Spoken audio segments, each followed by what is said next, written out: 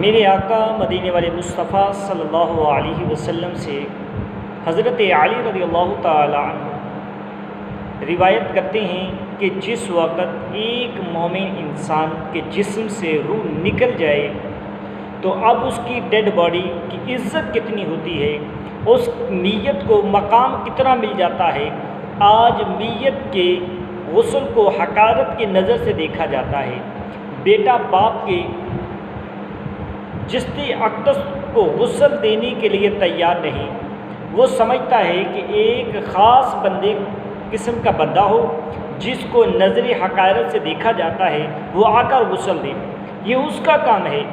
لیکن ہمارے آقا مدینے والے مصطفیٰ صلی اللہ علیہ وسلم نے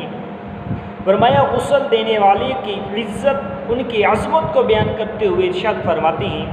کہ من غسل میتا وکفنہ، جس نے میت کو غسل دیا اور اسے کفن پہنایا،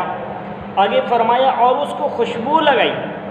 اور پھر محبوب علیہ الصلوۃ والسلام نے فرمایا اور پھر اس کے جنازے کو کندھا دیا اور وصلی علیہ، پھر اس کی نماز جنازہ پڑھی۔ یہ سارے مراحل پورے ہو گئے، غسل بھی دیا، کفن بھی دیا، خوشبو بھی لگائی، کندھا بھی دیا، پھر جا کر نماز جنازہ بھی پڑھی۔ پھر چھٹا کام کیا ہے؟ وَلَمْ یُخْشِ عَلَیْہِ، غسل دیتے وقت بدن میں کوئی چیز دیکھی جو عیب والی ہے، اس نے اس پہ پردہ ڈال دیا، لوگوں میں اس کی تشہیر نہیں کی بلکہ اس نے اس پہ پردہ ڈال دیا، تو رسول اللہ صلی اللہ علیہ وسلم نے ارشاد فرماتا ہے، میرے محبوب علیہ الصلوۃ والسلام فرماتے ہیں کہ وہ اپنے گناہوں سے ایسے نکلا کہ جیسا اس دن تھا جس دن اس نے ماں نے اس کو جنم دیا تھا، وہ ایسے ہوگا جیسا آج ہی اس کی ماں نے اس کو جنم دیا ہے۔ اپنے گناہوں سے باہر نکل آیا، ان کی غلطیاں معاف ہو گئی، فوت شدہ کی اپنے گناہوں سے باہر نکل آیا، ان کی غلطیاں معاف ہو گئی۔ فوت شدہ کے بدن کی عزت اتنی ہے، اس کی عزت کرتے کرتے امور رستہ میں شرکت کرنے والے کا کام ہو گیا، اس کو غسل دیا۔ شریعت نے انسان کو حکم دیا ہے کہ تم فوت شدہ انسان کے بدن کو پھینک نہ دو، یہ حضرت انسان کا اعزاز ہے۔ اس کا دن میں آنا بھی منفرد انداز کا ہے، اس کا جانا بھی ایک منفرد انداز کا ہے۔ غسل دے رہا ہے، کفن دے رہے ہیں، خوشبو لگا رہا ہے، کندھا دے رہا ہے، اور پھر اس پہ پردہ بھی ڈال رہا ہے، اور اس کو اس انداز میں دنیا سے رخصت کر رہا ہے کہ تو رسول اللہ صلی اللہ علیہ وسلم نے ارشاد فرمایا کہ اس نے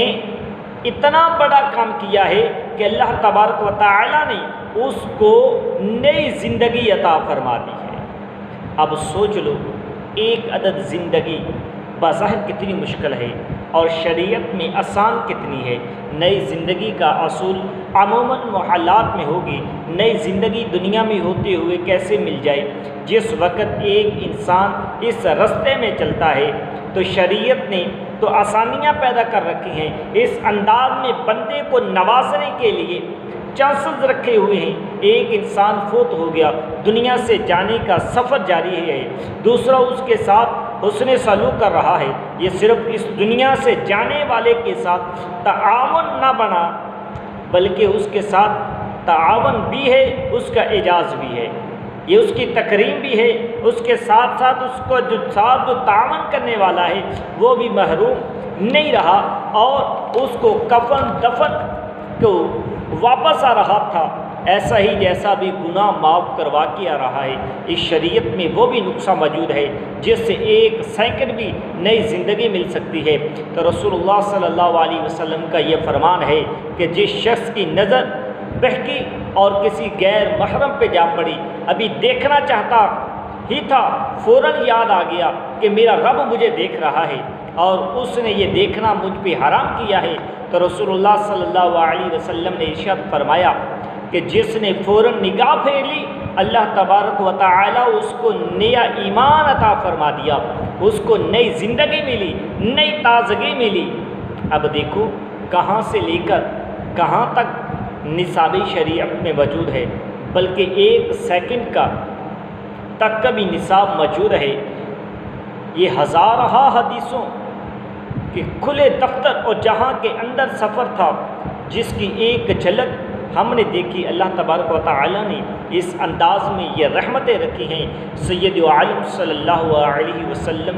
کا اس امت پر کتنا فضل ہے، کتنا کرم ہے۔ سرکار یہ چاہتے ہیں کہ میرے کسی امتی کی زندگی گناہوں والی نہ ہو، ہر ایک کی چمک والی زندگی ہو، درخشاں زندگی ہو، روشن زندگی ہو، اور